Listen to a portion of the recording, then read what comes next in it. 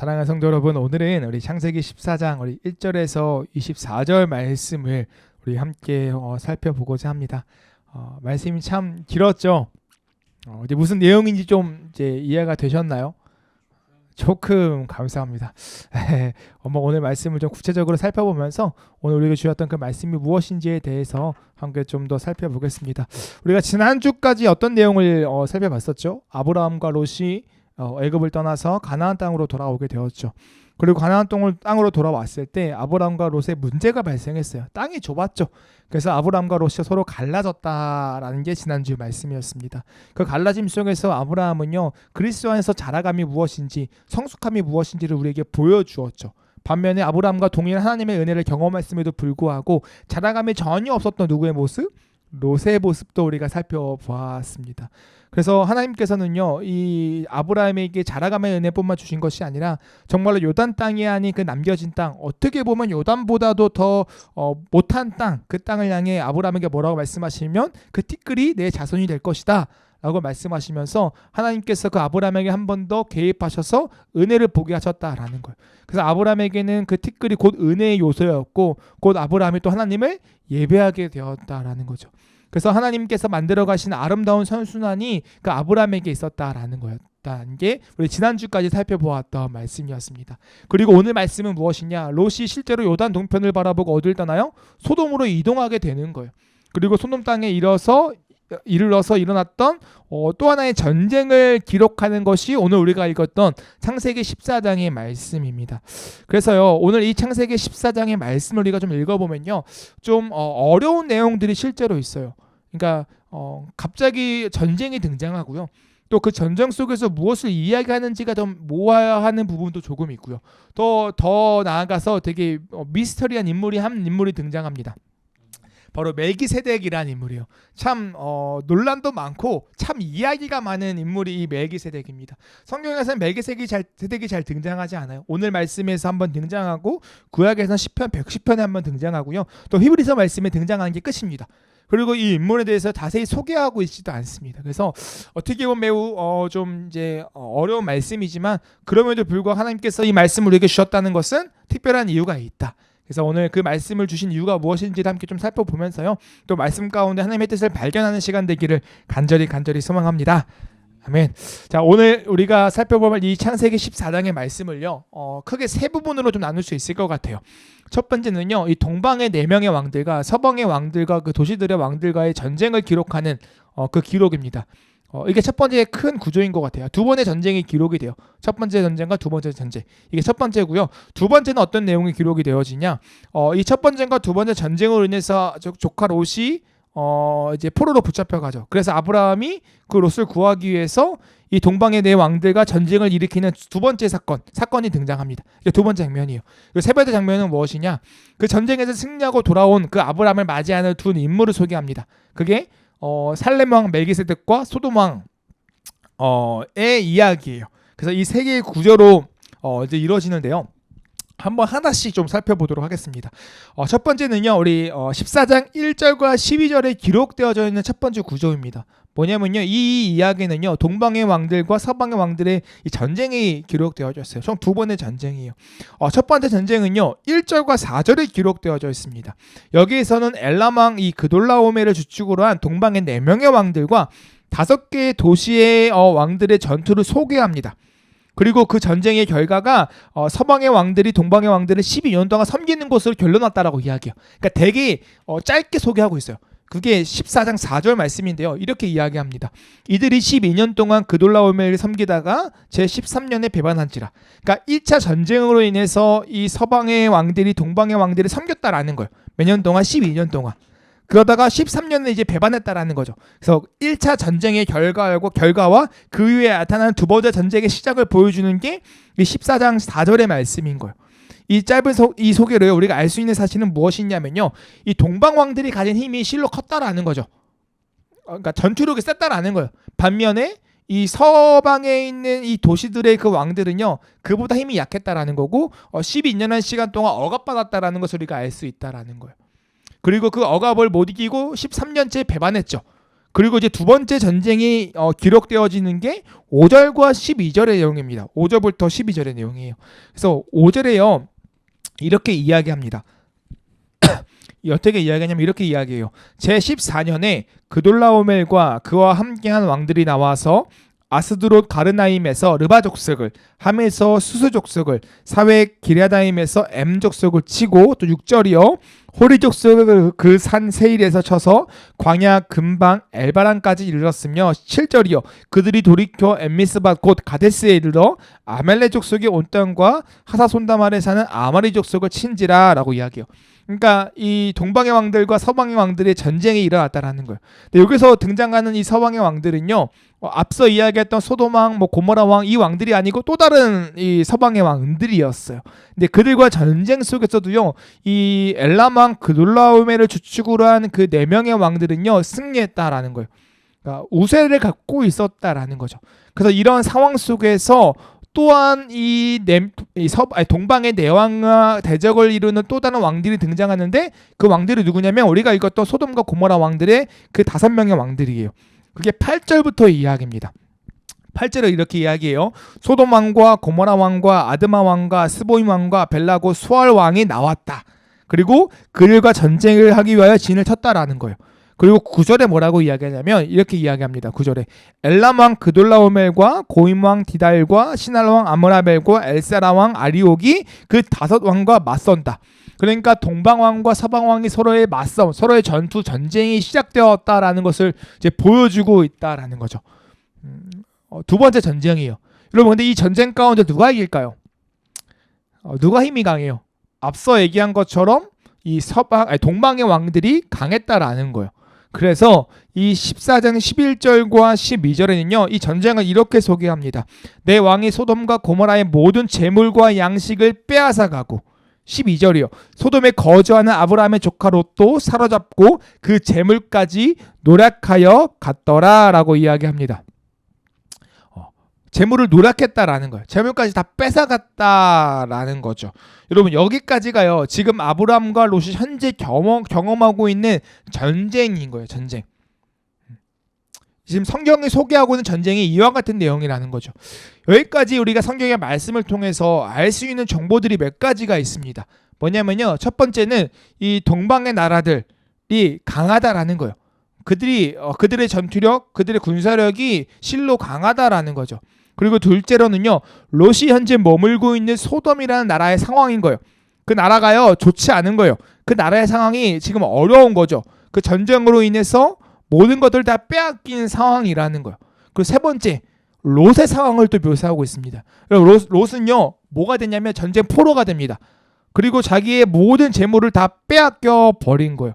여러분, 롯이 선택한 땅, 그 소돔은요, 어떤 땅이었어요? 물이 넉넉한 땅이었다고 지난번 말씀 가운데에 기록되어져 있었죠. 그러니까 창세기 13장은 요단을 표현하기를, 소돔 땅을 표현하기를 물이 넉넉한 땅이라고 이야기했어요. 그 땅의 모습은요, 롯으로 하여금 충분히 매력을 느끼게 했다라는 거죠. 그 매력은 뭐예요? 자신을 잘 살게 하기 위한 조건으로서 충분히 만족한 땅이 요단 땅이었다라는 거예요. 그 요단 땅. 그래서 롯은요, 그 요단 땅을 향해서 나아갔고, 자신이 꿈꿔왔던 그 정말 제일 좋아 보였던 그 땅, 소돔 땅으로 점점 나아갔다라는 거예요. 그 표현이요, 창세기 13장 12절에 이렇게 이야기했어요. 아브라함은 가나안 땅에 거주하였고 롯은 그 지역의 도시들에 머무르며 그 장막을 옮겨 소돔까지 이르렀더라. 그러니까 장막으로 옮겨가면서 어디로 간 거예요? 소돔으로. 그러니까 그의 목적지는 소돔이었다는 거예요. 더 좋은 곳, 더 좋은 곳, 더 좋은 곳, 더 물이 넉넉한 곳, 더 풍요로운 곳을 찾다가 어디까지 갔냐면 소돔까지 갔다라는 거죠. 이게 롯의 판단이었다는 거예요. 롯이 보기에는요, 요단 땅 그 중에서도 소돔이라는 그곳이 매우 좋아 보였다라는 거예요. 그래서 그가 거주하고 정착한 지역이 이 소돔 땅이었다라는 거죠. 그런데 오늘 말씀은요, 롯의 상황을 이렇게 이야기해요. 분명히 롯이 보기에 좋은 땅에 거주했지만 롯의 현재적인 결과는 뭐냐면 포로라는 거예요. 전쟁에 의해서 모든 재산과 모든 재물을 빼앗길 뿐만 아니라 자신마저도 그 동방의 왕들의 그 그돌라오멜에 붙잡혀서 포로로 살아가는 그 신사가 되었다라는 거예요. 여러분, 롯의 판단, 롯의 그 소돔에 거주하고자 했던 그 롯의 판단이요 잘못된 판단이었다라는 거. 그 땅은요 롯을 유익하게 만든 것이 아니라 모든 것을 잃게 만들었다는 거죠. 심지어 포로된 자로 만들어 버렸다라는 걸. 그러니까 롯의 판단은 실패한 판단이었다라는 거죠. 여러분 여기서 우리가 무엇을 생각할 수 있을까요? 무엇을 생각할 수 있을까요? 인간의 판단은 미숙하다라는 거예요. 그래서 많은 사람들은요 충분히 고민하고 생각하지만 그 고민과 생각으로부터 오는 그 판단이요 잘못된 판단일 때가 참으로 많다라는 거예요. 그래서 잘못된 판단을 하며 살아가는 게 어떻게 보면 인간이다라고 이야기해도 좀 괜찮을 것 같아요. 과하지 않을 것 같아요. 그리고 심지어 이 잘못된 판단은요 우리를요 어려운 상황에 놓이게 할 때가 참으로 많다라는 거죠. 그래서 성경을 읽어보니까요 이 잘못된 판단으로 인해서 지금 어려움을 처한 이 공경에 처한 이 롯을요 가만두지 않습니다. 아브라함을 움직이세요. 그게 바로 이야기하는 두 번째 등장하는 이야기입니다. 롯을 구하러 가는 아브라함의 이야기가 13절에 기록되어져 있다라는 거예요. 우리 한번 13절 말씀 한번 같이 읽어보겠습니다. 읽겠습니다. 시작.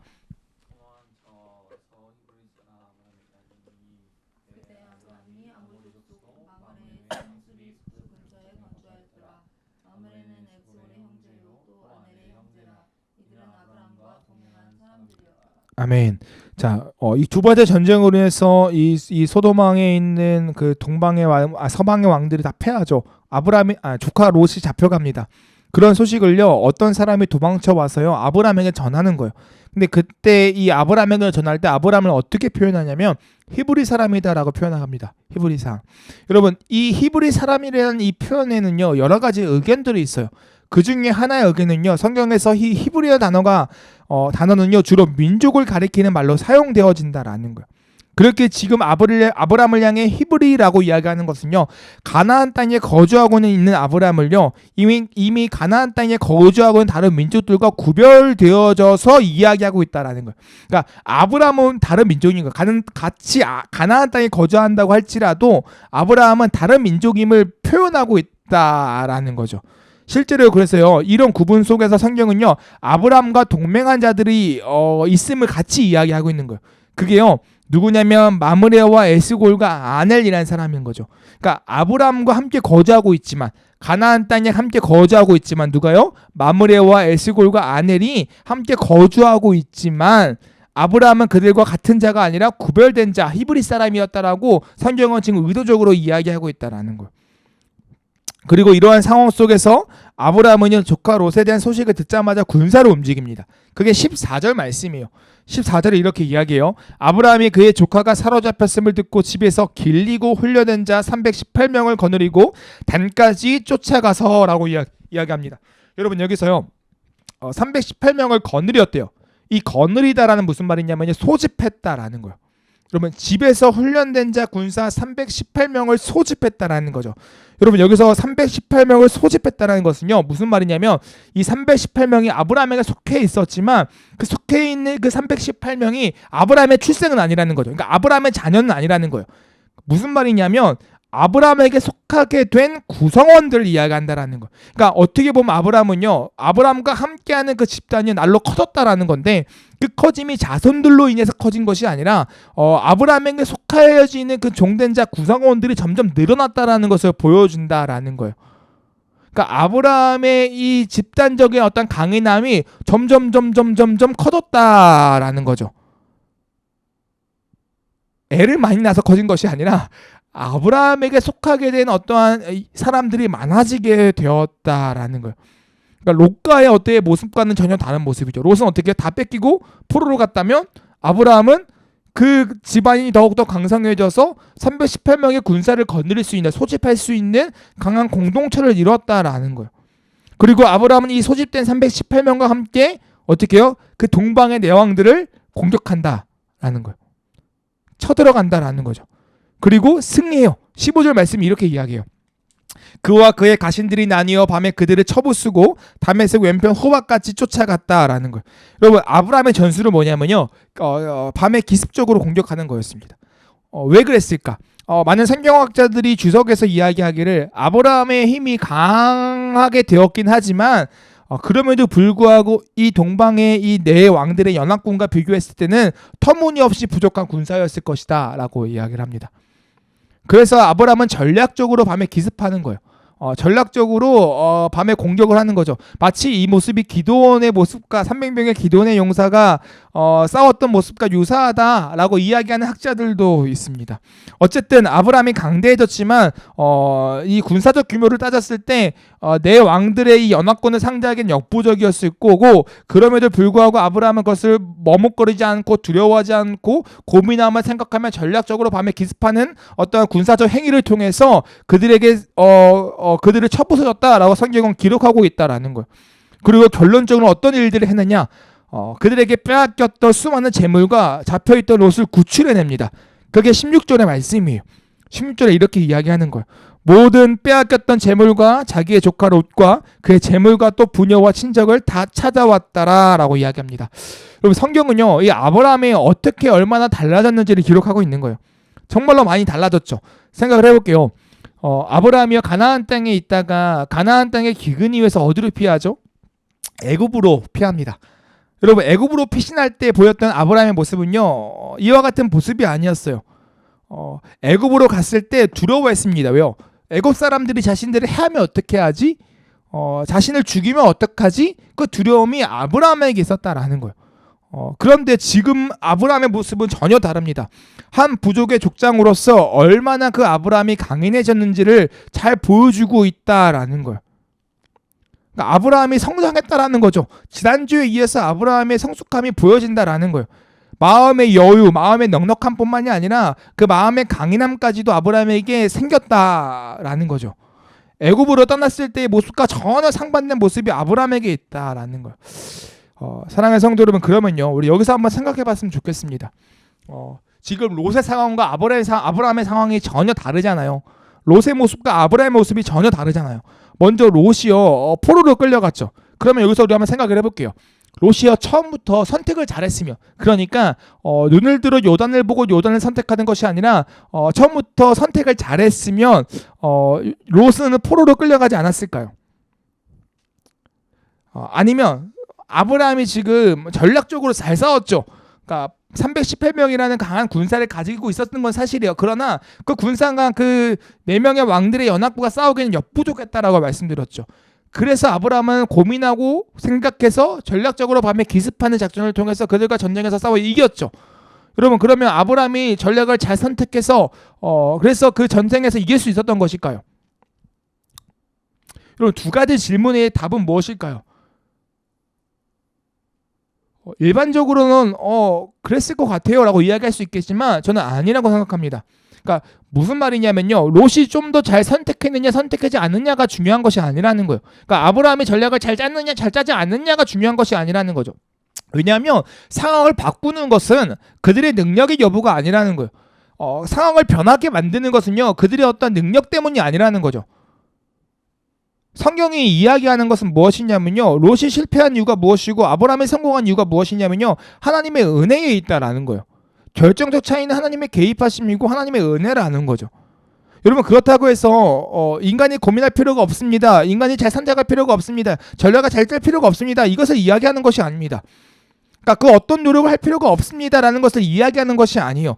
그러니까 성경이 이야기하고 싶은 것은 무엇이냐면 인간의 노력으로는 아무것도 할 수 없다라는 거예요. 우리가 아무리 고민하고 선택해도 그 상황이 바뀌지 않을 거고요. 우리가 아무리 어떤 힘과 노력을 해도요, 그 상황이 바뀌지 않을 거라는 거예요. 인간의 노력은요, 제한적이고 부족하다라는 것을 성경은 이야기하고 싶은 거죠. 인간의 한계성, 인간의 제한성을 이야기하고 싶다라는 거예요. 그래서 무엇을 이야기하고 싶으냐면 궁극적으로 하나님이 필요하다라는 거예요. 사람에게는 하나님의 은혜가 있어야 한다는 것을 이야기하고 싶다라는 거예요.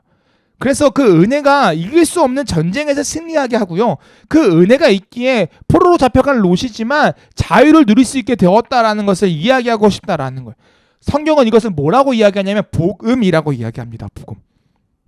복된 소식인 거예요.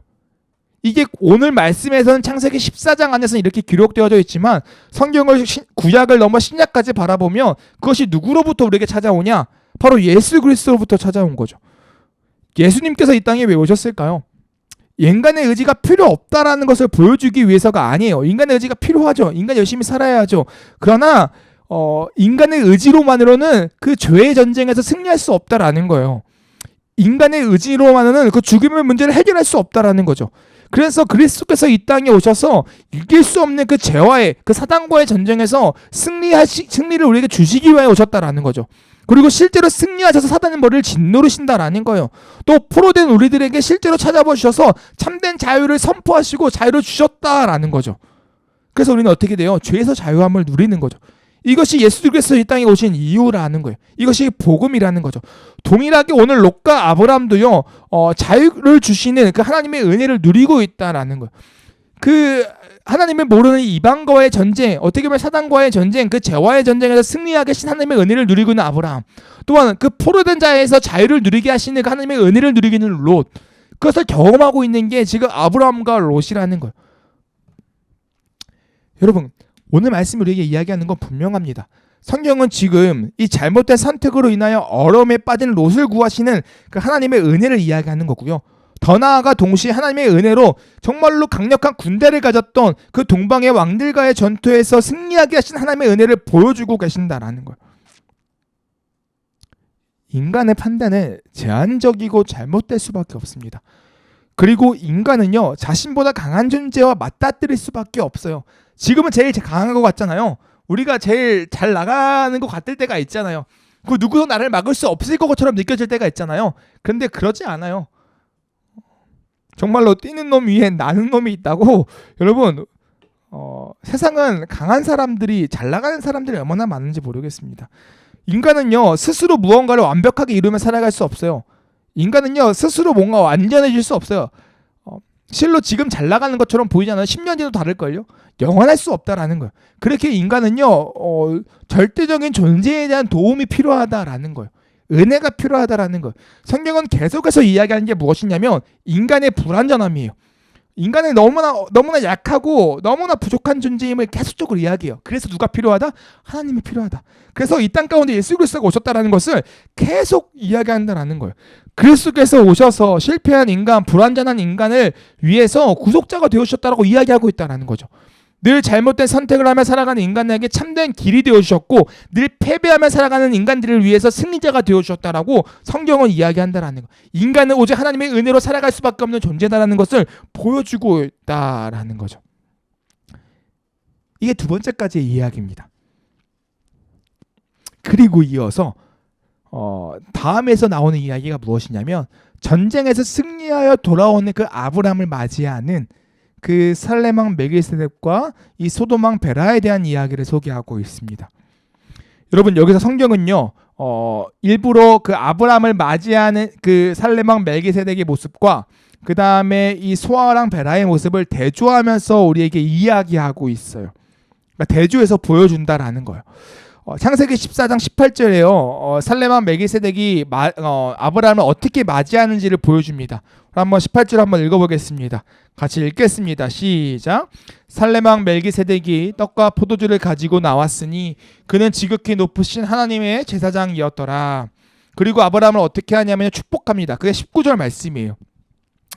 그가 아브라함에게 축복하여 이르되 천지의 주제이시오 지극히 높으신 하나님이여 아브라함에게 복을 주옵소서라고 이야기합니다. 그러니까 아브라함에게 떡과 포도주를 가지고 나와서 어떻게 맞이하고 또 아브라함을 축복하고 있는 게 이 멜기세덱 왕, 살렘 왕 멜기세덱인 거죠. 반면에 소돔 왕은 어떻게 할까요? 그게 우리 21절 말씀입니다. 21절 말씀 이렇게 이야기 같이 읽겠습니다. 시작. 소돔 왕이 아브라함에게 이르되 사람은 내게 보내고 물품은 내가 가지라. 이게 이제 아브라함을 맞이하는 소돔 왕의 모습이에요. 그럼 이 모습 어때요? 실로 건방진 모습이에요. 되게 무례한 모습이죠. 무례함이 안 느껴질 수도 있어요. 생각해 보세요. 사람만 나한테 보내고 너 다 가져. 지금 이 말이거든요. 근데 이게 되게 무례한 말이에요. 왜냐하면 여러분 전쟁에서 승리한 자가 누구예요? 아브라함이죠. 여러분 그 당시 문화권에서 이 승리하고 얻었던 모든 전리품 누가 가져요? 전쟁에 참여한 자가 갖는 거예요. 근데 여러분 소돔은요, 소돔 왕은요 전쟁에 참여하지 않았습니다. 전쟁에 나가서 싸워 승리한 건 누구냐면 아브라함이에요. 그런데 전쟁에서 승리하고 모든 전리품을 가지고 온 그 아브라함을 향해서 뭐라고 이야기하냐면 마치 자기가 인심 쓰듯이 뭐라고 이야기해요. 사람은 나한테 보내고 재물은 너 가져 라고 이야기하는 거예요. 여러분 얼마나 어이가 없는 말이에요. 얼마나 말도 안 되는 말이에요. 그런데 지금 소돔왕은요 너무나도 뻔뻔하게 아브라함에게 사람을 내놓고 물건은 너가 가져라고 이야기하고 있다는 거죠. 마치 내가 너에게 은혜를 베풀고 있어 라는 그런 태도를 지금 소돔왕이 취하고 있다라는 거예요. 여러분 이 살렘왕 멜기세덱과 이 소돔왕 베라의 모습 너무 상반된 모습이죠. 너무나 다른 모습을 보여주고 있어요.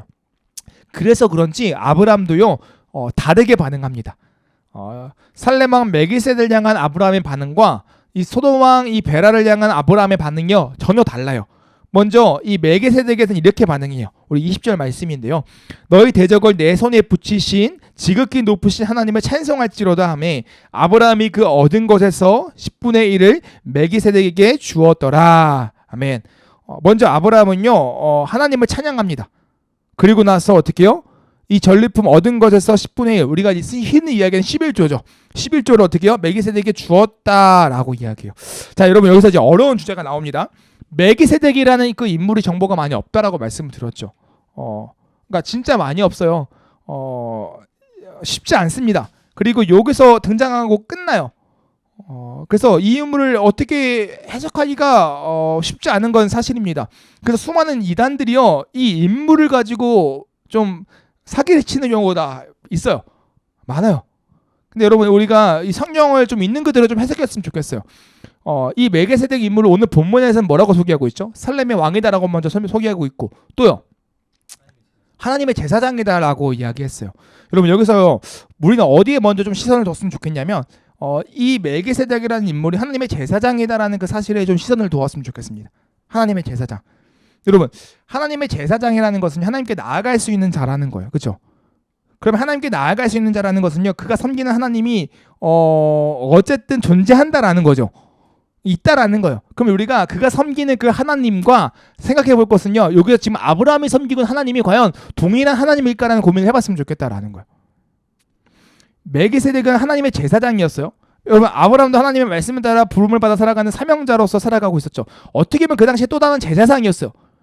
왜냐하면 아브라함도 하나님께 제사를 드렸단 말이죠. 그 당시에 아직 레위 족속이 없잖아요. 그러니까 아브라함도 제사장으로서 역할을 감당하고 있었고 멜기세덱도 하나님 앞에 제사장으로서 역할을 감당하고 있었어요. 물론 뭐 표현이 좀 다르긴 하지만 어쨌든 그러면 아브라함이 믿는 하나님과 이 멜기세덱이 믿는 하나님이 과연 같은 하나님이었을까라는 질문을 던져볼 수 있다라는 거죠.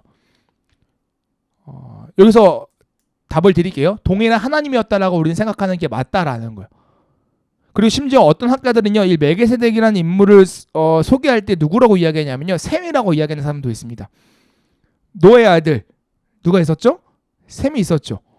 여러분 왜 이렇게 해석을 하냐면요, 우리 창세기 11장에 보면요, 셈의 족보가 나오거든요. 이 셈은요, 아르박삿이라는 그 아들을 낳고 500년을 더 살았다라고 이야기해요. 그러고 나서 쭉 족보를 계산하잖아요. 그러면요, 아브라함이 데라가 아브라함의 아버지죠. 그러니까 데라까지 하고 아브라함의 나이 75세까지 더하고 대충 10년까지 더해도요, 그때 셈은 살아있을 나이예요. 500년이 안 넘어요. 그러니까 그 계산을 통해서 아마 이 멜기세덱이라는 그 왕이 셈과 동일 인물이지 않았을까요? 라고 이야기하는 학자들도 있습니다. 그러니까 뭐 이거는 이제 모르는 거예요. 뭐 이야기가 정확히 안 나와 있으니까. 그러니까 미스터리한 인물인 거죠. 어쨌든 또 많은 학자들이 왜 이 멜기세덱이 하나님이 아브라함의 하나님과 이 동일한 하나님이다라고 이야기하는 이유 중에 하나가, 이 아브라함이 멜기세덱에 뭘 드렸어요? 11조를 드렸다라는 거예요. 그러니까 제사를 드릴 수 있는 제물을 드렸다라는 거죠. 즉 아브라함 하나님과 멜기세덱이 하나님이 동일한 하나님이기에 이 아브라함이 그 11조 제물되는 것들을 드렸다라고 해석한다라는 거예요. 그래서 지금 아브라함은요, 뭐 하고 있냐면 멜기세덱을 통하여 하나님께 예배드리고 있다라는 거예요. 어떻게 보면 이제 구약 시대의 그러니까 출애굽 이후에 율법이 주어지고 누구를 통해 예배드리죠? 제사장을 통해 예배드리잖아요. 그와 같은 모습처럼 하나님께 아브라함이 누구를 통해? 멜기세덱, 지극히 높으신 하나님의 제사장인 멜기세덱을 통하여 하나님께 예배를 드리고 있다는 거예요. 그 예배 행위의 이유가 뭐예요? 전쟁 가운데 누가 승리케 하셨다? 하나님이 승리케 하셨다. 정말로 말도 안 되는 그 싸움 가운데에 자기 힘으로 이길 수 없는 그 전쟁 가운데에 하나님께서 지혜를 주셔서 밤에 기습할 수 있는 그 지혜를 주셔서 전략을 짜게 하셔서 그 전쟁 가운데 싸우게 하시고 또 자기의 사랑하는 조카 롯을 구출하게 하신 하나님께 어떻게 해요? 예배드리게 하고 있다라는 거예요. 예배드리고 있다라는 거죠. 누구를 통하여? 하나님의 제사장을 통하여. 지극히 높으신 하나님의 제사장을 통하여 예배드리고 있다라는 거죠. 이게 이제 아브라함의 반응이었어요. 그러니까 예배가 아브라함의 반응이었죠. 반면 소돔 왕에는 어떻게 반응해요? 우리 23절 말씀인데요. 23절 말씀에 이렇게 이야기합니다. 한번 같이 읽어볼게요. 시작. 내 말이 내가 아브라함으로 치부하게 하였다 할까요? 내게 속한 것은 실 오락이나 들매끈 한 가닥도 내가 가지지 아니하리라. 23절에 쉽게 이야기하면 뭐냐면 모든 전리품을 포기하는 거예요. 나 아무것도 안 가질 거야. 이게 아브라함의 반응인 거예요. 실 한 오락이나 들매끈 한 가닥도 가지지 아니하였다라고 이야기하죠. 여러분 여기서 이 실 한 오락이나 한 가닥은 무엇이냐면요. 지극히 작은 것을 이야기해요. 보잘것없는 거. 그러니까 뭐 줘도 안 가지는 거. 뭐 이 정도예요. 근데 그것마저 어떻게 해요? 안 가져. 너 가져. 너가 해. 이렇게 이야기하고 있다라는 거예요. 그러니까 아브라함의 강한 의지가 드러나고 있는 거죠. 나 죽었다 깨어나도 나 이거 안 가질 거야. 나 필요 없어. 라고 지금 아브라함의 강한 의지가 이 문장에 포함되어져 있다라는 거예요. 아브라함이 이렇게 강하게 전리품을 거부하는 이유가 대체 무엇일까요? 여러분 마땅히 아브라함이 가져야 되는 전리품이에요. 당연한 거예요. 그건 아브라함의 몫인 거예요. 근데 아브라함은 그래서 거부하고 있다라는 거죠. 그 이유가 무엇이에요? 오늘 말씀에서는요. 그 이유를 이렇게 이야기합니다. 소돔 왕이 아브라함을 어떻게 치부하게 하였다 할까 하여라고 이야기해요. 그러니까 치부하게 하여 할까 하여가 무슨 말이냐면요. 소돔 왕이 아브라함을 부자로 만들었어라는 이야기가 들릴까봐. 아브라함이 이렇게 강성해지고 아브라함에게 부해진 이유가 누구냐면 바로 소돔 왕 때문이야. 소돔 왕이 그 전리품 다 줘서 그래 라는 그 이야기를 들을까봐 나 그 전리품 안 가질 거야 라고 지금 이야기하고 있다라는 거예요. 그러니까 무슨 말이냐면 자신이 소돔 왕의 말대로요. 사람을 돌려주고 이 전리품을 취득하면 마치 아브라함의 지금 평안을 누리고 부하게 된 이유가요. 모두 소돔 왕 때문이라는 사실로 와전될까봐. 그런 오해가 생기는 것이 싫다라는 거예요. 그래서 나는요. 아브라함은요. 그것을 거부하겠다라는 거예요. 아브라함이 이것을 거부하는 이유가 대체 무엇일까요? 자신의 노력이 물거품 되어서? 맞죠? 하나님께 영광이 되기 위해서. 하나님의 영광을 가리기 위해서. 하나님께 영광을 가리기 위해서? 하나님의 영광을 가리지 않기 위해서. 하나님의 은혜를 가리기 때문에 이것을 거부하는 거예요. 여러분 제가 인생을 살아보니까요. 솔직히요. 가장 억울한 게 인간에게 있어서 가장 억울한 게 뭔지 알아요? 나의 노력을 몰라줄 때예요. 내 있음이 가려질 때예요. 여러분 인간은요. 그것을 드러내고 싶어 합니다. 제가 그래요.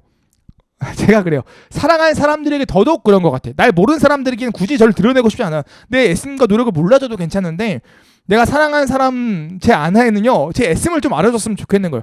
근데 제 노력을 몰라주잖아요. 그렇게 서운하고 그렇게 서러울 수가 없어요. 그렇게 억울할 수가 없어요. 여러분 이게 인간인 거죠. 이게 인간이에요. 이게 인간이에요. 그런데요, 하나님의 은혜가 가려지는 것에 대해서 우리가 무감각할 때가 참으로 많은 것 같아요.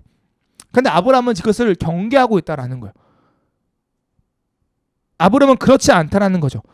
만약에 하나님의 은혜가 가려질 만한 요소가 하나라도 있다면, 작은 실오락이 하나라도 있다면, 작은 한 가닥이라도 있다면 나는 그것을 거부할 거야 라고 지금 이야기하고 싶은 거예요. 이 대조를 통해서 아브라함이 보여주는 것이 무엇일까요? 성경이 이야기하고 싶은 것이 무엇일까요? 아브라함은 하나님을 높이는 일에 대해서는요, 정말로 최선을 다해서 높여요. 멜기세덱 앞에 자기의 전리품 10분의 1을 드리면서 어떻게 해요? 하나님을 높이는 일에 최선을 다하고 있다는 거죠. 지극히 높으신 제사장 앞에 하나님께 영광을 올리고 있다는 거예요. 그러나 하나님의 은혜를 가리는 행위 앞에서는요, 철저하게 거부하고 있다는 거예요. 나 그거 받지 않을 거야. 이것이 지금 소명, 그 부름받은 자, 그 아브라함의 삶의 모습이었다라는 거예요. 오직 은혜를 받은 자의 삶의 모습이 뭐예요? 오직 영광을 위해 살아가는 자의 삶이었다라는 거죠. 아브라함에게 오직 은혜가 있었고 아브라함의 삶은 오직 영광의 삶이었다라는 거예요. 우리 사랑하는 성도 여러분, 하나님 우리에게 말씀하세요. 우리에게 복음이 있다라고요. 우리가 인생을 살면서요, 우리 수많은 선택을 한다라고 말씀을 드렸죠. 수많은 선택의 갈림길에 우리는 놓여 있다라는 거예요. A를 선택해야 될지 B를 선택해야 될지 우리에게 자꾸 요구되어지죠. 근데 고민이 많이 돼요. 어떤 선택을 해야 될까? 우리가 하나님의 뜻이 무엇일까라는 고민하고 선택하죠. 그러나 때로는 그 선택이요 하나님의 뜻이 아니라 나의 욕심일 수도 있어요. 잘못된 선택일 수 있어요. 그러면 그 결과가요 나쁠 수도 있습니다. 롯과 같이 포로로 끌려간 인생일 수도 있어요. 그러면 우리가 포로로 끌려갔을 때 우리 어떤 마음이 들까요? 후회하죠. 내가 그때 A가 아니라 B를 선택했어야 했는데, 내가 이런 선택이 아니라 이런 선택을 했어야 했는데, 이런 후회가 들죠. 그 후회가 들면 뭐예요? 후회 안에 갇혀 살다 보면요 우리가 망가져요. 인간이 망가진다라는 거예요. 여러분 그런데요 생각했으면 좋겠습니다. 뭘 생각했으면 좋겠냐면 후회도 아무 소용없다라는 거예요. 우리가 다시 한번 그 전의 선택으로 돌아간다고 해도요 우리의 지혜로 올바른 선택할 수 있다 없다? 없다라는 거예요. 없다라는 거예요. 어떠한 다른 결과를 일으키지 못한다라는 거예요. 그렇게 이제 우리가 행위하는 것은요 후회가 아니라 간구라는 거죠. 왜냐하면 오직 하나님의 은혜만이요 이 모든 상황들을 선하게 바꾸어갈 수 있다라는 거예요. 고민하지 말라는 소리가 아닙니다. 충분히 고민하고 행동하라는 거예요. 기도하라는 거예요. 그리고 선택하라는 거예요. 그러나 그 선택 간에 후회가 온다고 해서, 잘못한 선택이 따라온다고 해서 그 후회 안에 갇혀 살지 말라는 거예요. 그 후회함이 찾아올 때에 하나님의 은혜를 구하라는 거죠. 왜냐하면 그 상황을 바꿀 수 있는 분은 시간을 되돌려서 다시 생각을 다시 선택하는 것이 아니라 하나님의 은혜만이 그것을 바꿀 수 있기 때문이라는 거예요. 그 은혜가 실제로 그리고 우리에게 임했다라는 거죠. 이미 복된 소식이에요. 이미 예수 그리스도께서 이 땅에 오셨다라는 거죠. 하나님께서 롯을 가만두지 아니하시고 아브라함을 통해 뭘 허락하세요? 자유를 허락하신다라는 거예요. 그 포로된 자에게 자유를 허락하신다라는 거예요. 누가복음의 이사야서 이야기해요. 그 눈먼 자에게 보게 하시고 포로된 자에게 자유를 허락하신 하나님의 은혜가 우리에게 임했다라고 말씀하신다라는 거죠. 우리의 잘못된 선택으로 인하여 공경에 처한 우리 택한 자들을 우리를 가만두지 아니하신다라는 거예요. 아담과 하와의 잘못된 선택으로 인간을 타락했죠. 인간이 망했어요. 죽었어요. 근데 하나님께서 가만두지 않으세요. 하나님께서 그들의 삶에 개입하셔서 예수 그리스도를 통하여 그들을 다시 한번 주님께로 돌아오게 하신다라는 거예요. 이게 오직 은혜라는 거예요. 그리고 그 오직 은혜 가운데 살아가는 자들은 어떻게 살아가야 되냐? 오직 영광을 위해 살아간다라는 거죠. 예배자로 살아가야 한다는 거예요. 인생을 후회하면서 지난날의 선택에 갇혀서 살아가는 것이 아니라 그 후회된 삶 가운데 은혜를 베푸신 하나님을 기억하면서 내 삶이 오직 하나님께 영광이 된 삶을 살 거야라는 그 마음가짐과 그 태도를 가지고 살아가야 한다라는 거예요. 오직 하나님께 영광을 올리기 위하여 살아가는 삶이 되어야 한다라는 거죠. 우리의 일상 속에서 하나님을 높이는 일이 무엇인지를 고민하며 살아가고, 그리고 일상 가운데 하나님의 영광을 가리는 일이 있다라면 손해를 보더라도, 전리품을 포기하는 정말로 큰 손해를 보더라도 기꺼이 그것을 해야 한다라는 거예요. 그것이 무엇이냐면 예배자라는 거죠. 오직 은혜를 따라 또 오직 영광을 위하여 살아가는 그 예배자의 삶이 우리여야 한다라는 거예요. 그리고 그와 삶이 우리에게 이미 주어졌다라는 거예요. 사랑하는 성도 여러분, 오직 은혜만이 우리에게 참된 자유를 허락하십니다. 오직 은혜만이 우리를 살리십니다. 그리고 그 오직 은혜만이 우리로 하여금 오직 하나님만을 영광 올리게 합니다. 사랑하는 성도 여러분, 그래서요 저는 확신합니다. 지금 이 자리 가운데 함께 예배하는 여러분들 잘못된 선택할 수 있다라고 확신해요. 그러나 후회하면서 그 후회 안에 갇히지는 않았으면 좋겠어요. 왜냐하면 그 여러분 삶 가운데 하나님께서 은혜를 베푸실 거예요. 그리고 은혜를 베푸시고 그 은혜를 바라볼 때에 여러분들의 삶이 오직 하나님께만 영광 올리는 삶으로 이끌어 가실 겁니다. 사랑하는 성도 여러분, 우리 오직 은혜를 누리는 자로서 정말로 우리 이 땅을 살아갈 때에 오직 영광을 위하여 살아가는 우리가 되었으면 좋겠습니다. 하나님께만 영광 올리며 또 하나님의 영광을 위하여 정말 그 영광을 가리는 그 작은 것 하나라도 거부하며 살아가는, 기꺼이 포기하며 살아가는 정말로 성도다운 성도가 되었으면 좋겠습니다. 그래서 우리의 교회 가치관처럼 주셨던 그 슬로건처럼 정말로 그 좋은 길이 아니라 주님 말씀하셨던 그 옳은 길을 따라 참된 예배자의 삶을 살아내는 저와 여러분 되시길 간절히 소망합니다.